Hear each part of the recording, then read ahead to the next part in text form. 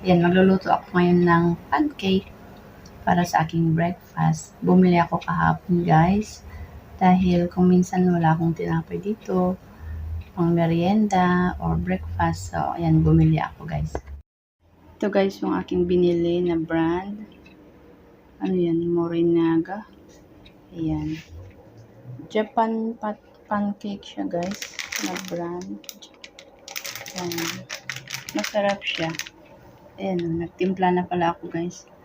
Ready to cook na siya. Luto tayo, guys. Ayan.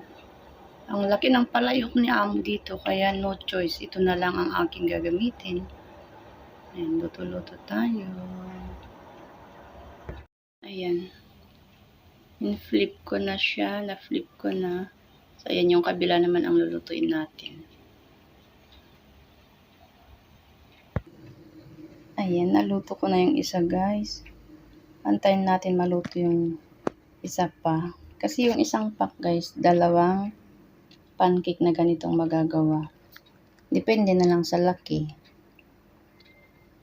Kung gaano kalaki yung lalagay mo. Pero ako katamtaman lang, guys. Ganyan. Yan. Kasi kung minsan, guys, nagkikrave ako ng pancake, mga kakanin, biko, ganyan. Alam mo naman pag mga OFW, ganyan ang mga hinahanap niya ng mga pagkain. Kasi nakakasawa na rin pag araw-araw tinapay, pare-parehas na tinapay, loaf bread, ganyan. Tapos dito kasi walang lasa yung yung ibang loaf bread nila. Walang asin, walang lasang asukal, hindi siya creamy kumbaga. Kaya kung minsan yung panlasa natin, nakahanap siya ng iba rin. Yung masarap na tinapay. Pandesal sana, no, guys? Haggard ng lola niyo. Kayo, guys, kape na ba? Happy Monday sa inyong lahat.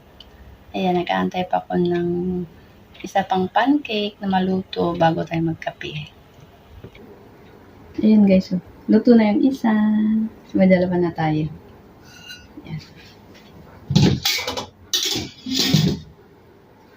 Ayan, oh. Ayan. Dalawa na siya. May kape. Kita nyo ba? Wala akong stand kasi na maayos. Ayan. Dito kasi ako sa kusina. Ayaw kong makita ako ni Amo ko dun sa mata. Patago na lang. Ayan, luto na siya, guys. Yung dalawang pancake ko. Tapos may cappuccino tayong kape. Ayan, ready na tayo magkape, guys. Ayan, happy breakfast. Happy Monday.